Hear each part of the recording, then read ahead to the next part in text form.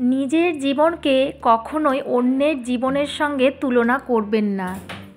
ঠিক যেমন সূর্য এবং চন্দ্রের মধ্যে কোনো তুলনাই হয় না। তারা উজ্জ্বল হয়ে আলো দেয় ঠিক যখন তাদের সময় হয়। তেমনই তুমিও জীবনে প্রজ্বলিত হবে যখন কিনা তোমার সময় হবে।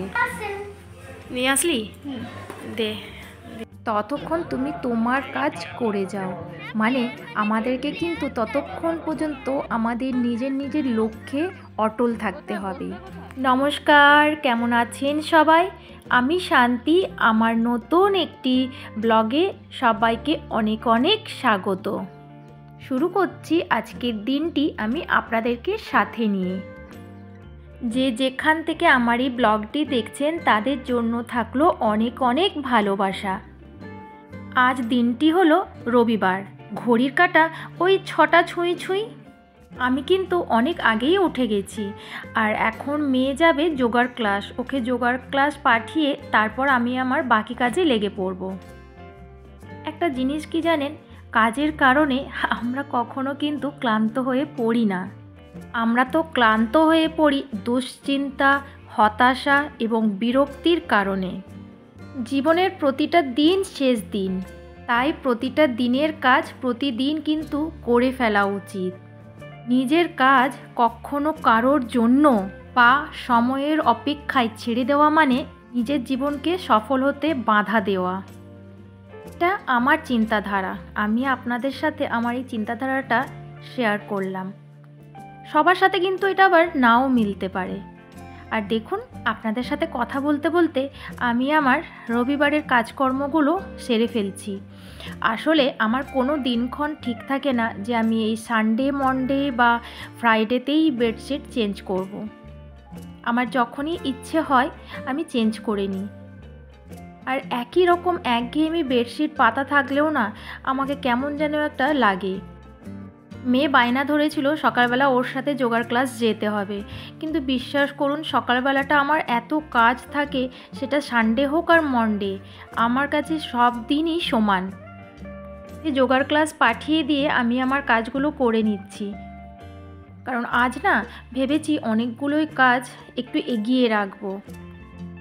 আমার এই সংসার জীবনে আসা প্রায় 9 বছর কমপ্লিট হতে যাচ্ছে, কিন্তু বিশ্বাস করুন এই অল্প সময়ের মধ্যে আমি না অনেক কিছু দেখে নিয়েছি, অনেক কিছু বুঝে ফেলেছি।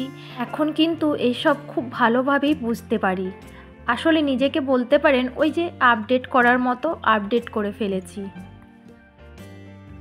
মাঝে মাঝে আমারও ইচ্ছে হয় থাক এই কাজটা পরে করব, আবার কখনো মনে হয় যে থাক ওই কাজটা ওর পাপাকে বলবো করে দিতে, কিংবা মাঝে মাঝে আবার আমার মেয়েকেও বলি এটা একটু করে দিবি।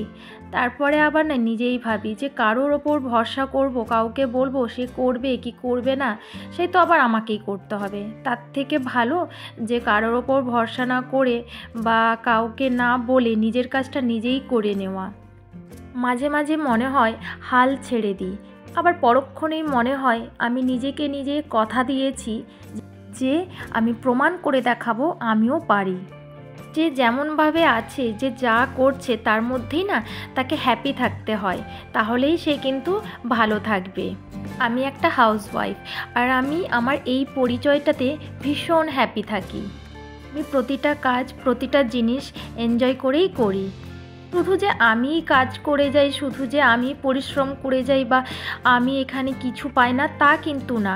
আমার হাজবেন্ড কিন্তু ভীষণ সাপোর্টিভ। ও না থাকলে বা ওর সাহায্য ছাড়া আমি এত ভালোভাবে সংসারটা করতেই পারতাম না। আমার সব শখ, স্বাদ, ভালো লাগা, খারাপ লাগা সব কিছু কিন্তু ও পূরণ করে। আমরা মা বাবারা সবসময় চাইবো যে আমাদের মেয়েরা যেন ভালো শ্বশুরবাড়িতেই যায়, যেখানে ওকে অনেক আদর করবে, অনেক ভালোবাসবে। কারণ আমরাও তো আমাদের মেয়েগুলোকে সেই ফুলের মতো, রানীর মতো করেই রাখি। কিন্তু সব শ্বশুরবাড়িতে তো আর সেরকমভাবে রাখতে নাও পারে। তাই আমি যখন শ্বশুরবাড়িতে আসি আর যখন কোনো কাজ করতে পারতাম না, যখন আমাকে শুনতেও হতো যে তুমি কি কিছুই শিখে আসোনি, তো সেই জন্য আমি চাই যাতে আমার মেয়েকে আর এরকম কথা কেউ না বলে।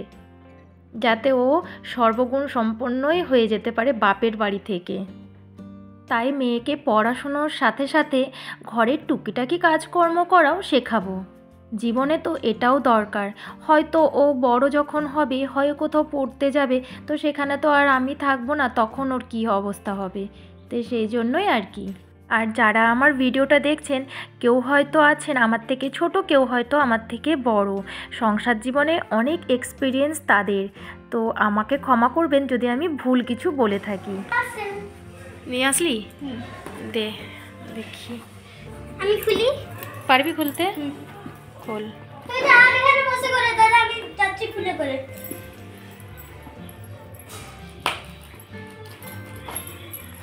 পারবি?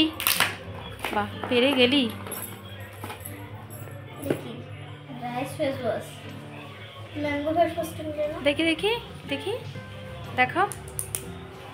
রাইস ফেস ওয়াশ, ঠিক আছে ঠিক আছে, এটাই অর্ডার দিয়েছিলাম। দাঁড়াও সেকেন্ড। খুলছো কেন? খুলতে মন করছে।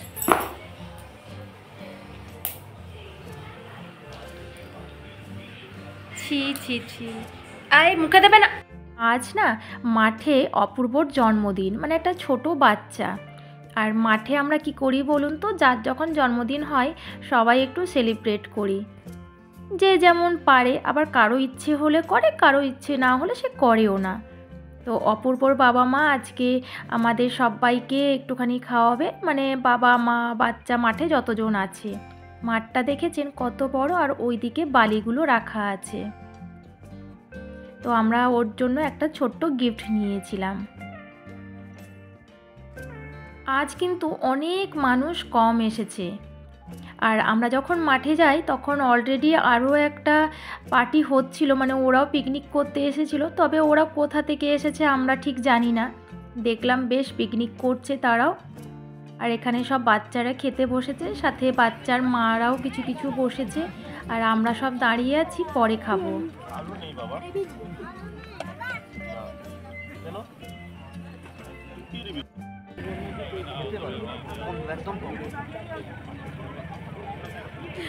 আজ সানডে ছিল বলে বাড়িতেও মাংস হয়েছিল। তো আমার মেয়ে আর ওখানে গিয়ে মাংস খাবে না বলছিল, কিন্তু লাস্টে বললাম যে একটু খেয়ে নাও, সবাই খাচ্ছে। আর এখন যাচ্ছি আমরা নাচের ক্লাস। চলো। তবে শুনলাম আমাদের এইখানে ফুটবল খেলা হচ্ছে, তো যাওয়ার পথে ভাবলাম যে একবার সেখানে যাব। এই দিকটা না প্রচুর অন্ধকার, এত অন্ধকার, অনেক কিছু থাকেও, ভয়ও লাগে এই রাস্তাটা আমার। তোর পাপা বলল তোমরা একটু এগিয়ে আসো, তারপর আমি যাচ্ছি। আর এই যে দেখুন, আমরা না নাচের ক্লাস যাওয়ার পথে একটুখানি এখানে ফুটবল খেলা হচ্ছে, সেখানে গেলাম। ও বাবা, গিয়ে দেখি প্রচুর লোকজন, খুব সুন্দর লাগছিল কিন্তু। আর আমি না এরকম প্রথম লাইভ দেখলাম, কোনোদিনও আমি এরকমভাবে আগে দেখিনি। দেখেছেন চতুর্দিকে বাদাম নিয়ে বসেছে। খেলা দেখতে দেখতে বাদাম ভাজা খাবে না তা কি আর হয়। আর এই দেখুন, এই যে খেলার গ্রাউন্ডটা কত বড়, অনেক লোক হয়েছে, আর কত লাইট দিয়েছে। আর আজকে সেমিফাইনালটা বিকেল থেকে হয়ে গেছে, বিকেল থেকে মানে সকাল থেকেই খেলা হচ্ছে আর কি। আর এখন শুনছি ফাইনালটা হবে। তো আমি ওর পাপাকে বলছিলাম যে একটু দাঁড়াও, আমি দেখি ফাইনালটা কেমন হবে, তারপর যাব। ওর পাপা বলছিল যে না, দেরি হবে, চলো নাচের ক্লাসটাও যেতে হবে। তবে বিশ্বাস করুন, আমার না এগুলো দেখে কী যে ভালো লাগছিল। আর আমার মেয়েও এই প্রথম দেখলো। ও হয়তো আগে মোবাইলে দেখেছে বা টিভিতে দেখেছে ফুটবল খেলাটা, কিন্তু এইরকমভাবে লাইভ কোনোদিনও দেখেনি।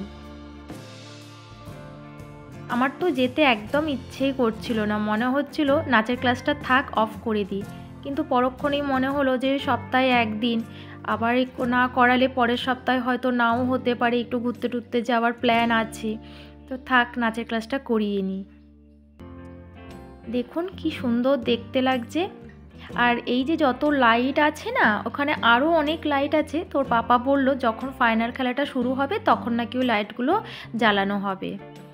আর যাওয়ার পথে একটু বাদাম ভাজা কিনলাম, আমার না এই কাঠবাদাম ভাজাটা খেতে কী যে ভালো লাগে, মানে বলে বোঝাতে পারবো না। সাথে আবার একটু বিট নুন, একটুখানি লঙ্কা গুঁড়ো, খুব সুন্দর লাগে কিন্তু খেতে। তারপর আবার নাচের ক্লাস থেকে আসার পথে একটু ফল নিলাম, কারণ মেয়ে যাবে কাল স্কুল, তো ফলগুলো প্রায় শেষ হয়ে এসেছে, শুধু আপেলটাই আছে। তো পেয়ারা নিয়েছিলাম, আর একটু কালো আঙুর দেখতে পেলাম বলে সেটা নিয়েছি, আর লেবু নিয়েছি, ব্যাস আর কিছু নিলাম না। আর শীতকাল বলে না আমি কলাটা এখন বন্ধ রেখেছি। তো আজকের ব্লগটি এখানেই শেষ করছি, দেখা হবে কাল, বাই।